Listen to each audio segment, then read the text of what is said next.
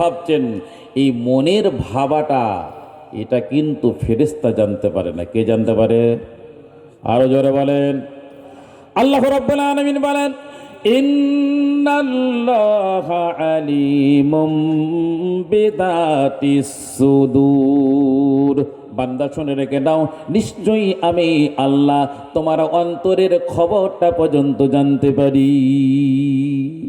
হ্যাঁ, জোরে বললে শুনতে পাই, মিডিয়াম বললে শুনতে পাই, আস্তে বললে শুনতে পাই। তুমি যদি কোনো রকম না বলো, মনে মনে কল্পনা করো, আমি আল্লাহ ওটাও জানতে পেরে যাই। অতএব আল্লাহ রাব্বুল আলামিন বলছেন, ওয়া ইন কানা মিসকাল হাববাতিন মিন খরদালিন আতাইনা বিহা ওয়া কাফা বিনা হাসিবিন।